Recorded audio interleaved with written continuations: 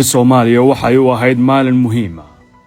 oo kursiga aan joogtada ahayn ee golaha ammaanka ee qaramada midoobay ayay ku fariisatay 54 sano kadib. waxay ahayd geedi socod qaatay muddo dheer oo xukunkii farmaajo ay soo bilaabeen 2018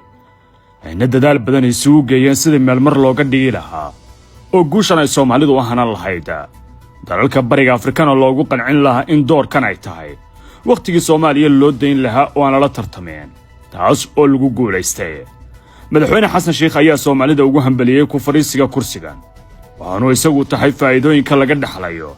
laakiin waxa uu inkiray dhammaan dadaal kasta oo ka horreeyay oo keenay in guushan la gaaro,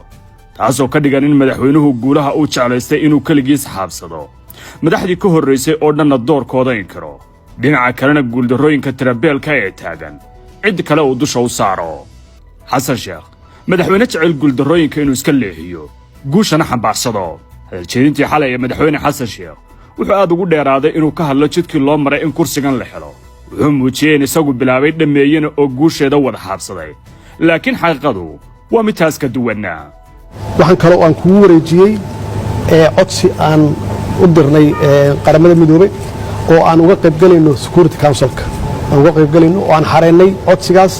2018 doorashada aan u galayno 2024 si aan maxaan ku raadaan u fariisano kursigaas 2025 taasna waxa weeye waa legacy ama dhaxal reeb aan uga tagay ummadda Soomaaliyeed bacdama aan laga joogo 51 sano ka hor sidaan xorriyad u qaadanay aan noqonnay xubin ka mid ah hal mar kaliya.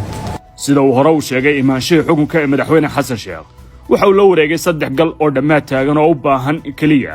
inaysan jidka ka weecan kuwaas oo dhammaatay doorkii Soomaalida looga baahnaa taagana go'aanka ku dhawaaqida ee dhinaca caalamka laga sugayo waxayna kala ahaayeen cunaqabataynta hubka in laga qaado dalka oo ahayd geedi socod soo bilowday 2004 ilaa ugu dambeyntii madaxweyne xasan sheekh xukunkiisii labaad ay soo gaartay in loo codeeyo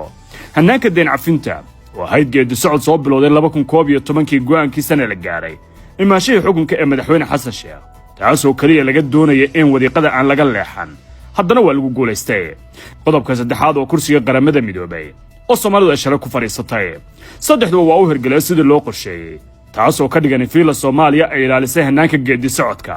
oo aysan dhantaalid ku samayn, waxayna ahayd fursad muhiim ah. balse galalkii madaxweynuhu bilaabay waa laga wada cararay xilligan, waxayna kooxda madaxweynuhu baadi goobayaan cid dambigooda dusha loo saariyo. kala dursanaanta fahamka labada hoggaamiye hadaljeedintii guulahan ee madaxweyne xasan sheekh wuxuu dhammaan ka dhigtay kaarar uu u adeegsado fagaaraha siyaasadda inuu ribix uga helo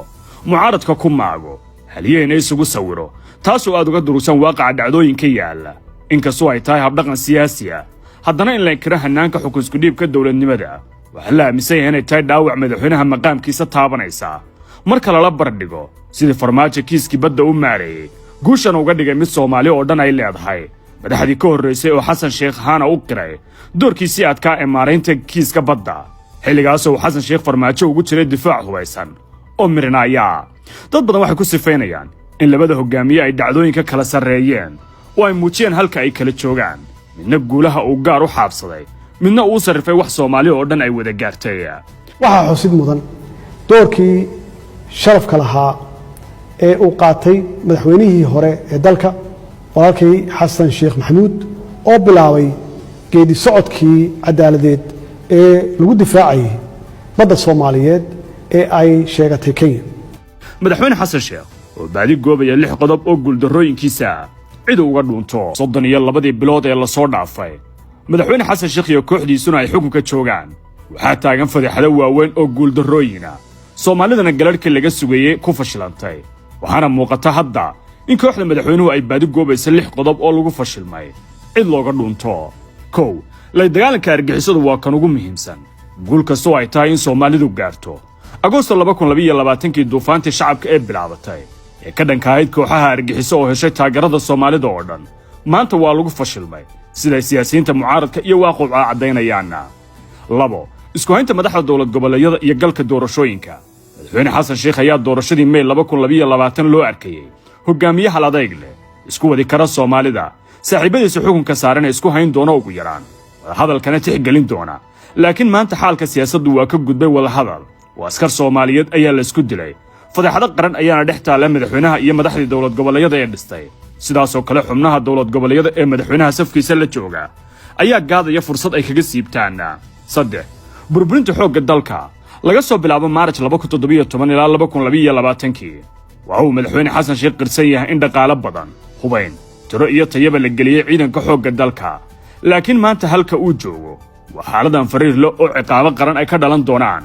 xadudahana ay ka talaabeen ciidan Soomaaliyeed oo maangaliyo weydiisay dalal sheeye laakiin hadda madaxweynuhu waa uu ka cararaya waxna la baadi goobaya cid dusha loo saaro 4 kala goynta dalka si aan hore loogu dhiiran jirin ay maanta hadalkeedu joogtaa caadi tahay in Soomaalida midowday 1960 ay kala tagto dawladaha saameynta amni iyo siyaasadeedba Soomaaliya qaybta ugu ballaaran ka qaata ayaana bilaabay door caadiyeena oo ay uga hadlayaan arrinta midnimada siyaasiyiintana ugu bandhigayaan 5 dib u eegista dastuurka cid kale ba ha joogtay kooxda madaxweyne Xasan Sheekh iskuma raacsana arrinta dastuurka dalkuna laba dastuur ayuu leeyahay sida ay dawlad goboleedyada Puntland Jubbaland iyo mucaarad kuba sheegayaan 6 doorashooyinka madaxweyne Xasan Sheekh maanta waxa uu isku dilayaa laba dhinac leh shirkiisa jaraa'id ee 2018 ilaa 2022 ayaana ku dhaliisha ugu weyn marka laga hadlayo galka doorashooyinka oo maanta shakiga ugu weyn ayaa laga qabaa mustaqbalka Soomaaliya sida uu ekaanayo doorashada 2026 iyo waxa lagu gaari karaba maadaama ay jiraan dhacdooyin saameyn xun leh oo cabsi laga qaba dhicidooda madaxweynahana mucaaradku ay ku eedeynayaan inuu taranayo shaati isaga leega 7 dhulboobka si aan caadi ahayn ayaa loo bilaqaystay hantidii maguurtada ahayd ee dalka iyadoo dhawaan xildhibaan Cabdiraxmaan Cabshakuur Warsame ku eedeeyay madaxweyne Xasan Sheekh inuu isagu yahay dulaalka iyo lacag qaataha taa oo ka dhigan fadeexad qaran oo musuqmaasuq oo aan madaxweynaha lala tarixi doonin ugu dambeyntii kooxda madaxweyne Xasan Sheekh waxa ay bilaabeen inay ka hadlaan eedo tira beel oo la xariireen in cid kale ay u leexiyaan dhammaan galalkan waaweyn ee iyaga sugaya